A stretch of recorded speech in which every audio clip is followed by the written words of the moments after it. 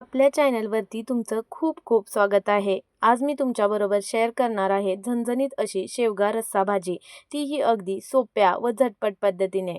भाजी बनवण्यासाठी मी इथं 5 शेवग्याच्या ताज्या शेंगा घेतल्या आहेत. या शेंगा आपण कट करून घेणार आहोत. कट करत असताना शेंगांची साल अशी सोलून काढायची. म्हणजे शेंग पटकन शिजते व शेंगांचा अर्क भाजीत चांगला उतरतो. आता कट केलेल्या शेवग्याच्या शेंगा आपण उकडून घेणार आहोत. मी आधीच पाणी गरम करायला ठेवलं होतं. त्यात शेंगा टाकून पाव चमचा हळद व चवीनुसार मीठ टाकून घेतलं व शेंगा उकडण्यासाठी ठेवून दिल्या.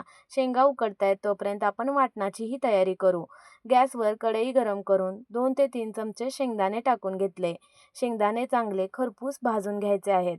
शेंगदाणे भाजले की शेंगदाणे काढून घेतले व त्याच कढईत सुकं खोबरं असे उभे काप करून खरपूस भाजून घ्यायचं आहे. खोबरंही चांगलं भाजलं की खोबरं काढून घेतलं व 2 मध्यम आकाराचे कांदे असे उभे बारीक चिरून कढईत भाजण्यासाठी टाकून घेतले. कांद्यामध्येच लसूण पाकळ्याही भाजण्यासाठी टाकून घेतल्या. कांदा व लसूणही चांगला खरपूस भाजून घ्यायचा.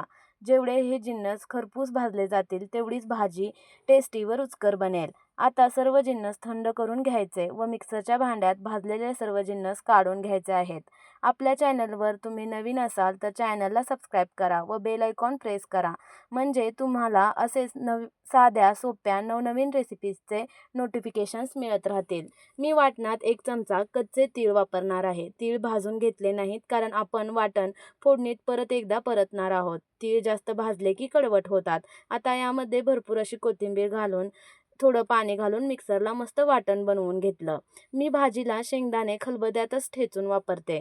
तुम्हाला हवे असतील तर तुम्ही मिक्सरलाही बारीक करू शकता. भरड असं शेंगदाण्याचं कूट असलं की भाजी रसरशीत होते. आता गॅसवर कढई गरम करून घेतली. 2 चमचे तेल टाकून घेतलं. तेल गरम झालं की फोडणीसाठी मोहरी टाकली. मोहरी तडतडली की जिरे टाकून घेतले. भाजीला सुरेख रंग व चांगला कट येण्यासाठी फोडणीतच घरचा 1 चमचा कांदा लसूण मसाला, 1 चमचा लाल मिरची पावडर, पाव चमचा हळद, अर्धा चमचा गरम मसाला टाकून घेतला व लगेचच केलेलं वाटण टाकून घेतलं. वाटण फोडणीत चांगलं मिक्स करून घेतलं व अर्धी वाटी गरम पाणी टाकून मिक्स करून घेतलं. म्हणजे मसाले जळणार नाहीत व भाजीला कटही चांगला येईल. शेंगा पण शिजून तयार आहेत. वाटण तेल सुटेपर्यंत चांगलं शिजवून घेतलं व यामध्ये शिजवलेल्या शेंगा पाण्यासहित टाकल्या. एकदा सर्व मिसळून घेतलं. वरून चवीनुसार मीठ व 2-3 चमचे शेंगदाण्याचं कूट टाकून घेतलं. आता 2 ते 3 मिनिटांसाठी चांगली उकळी फोडून घेतली. मस्त अशी झणझणीत रस्सेदार शेवग्याच्या शेंगांची भाजी तयार आहे. वरून थोडी कोथिंबीर भुरभुरून घ्यायची. मस्त अशी गरमागरम ज्वारीच्या भाकरीबरोबर किंवा चपातीबरोबर खा. मस्त खा, स्वस्त रहा.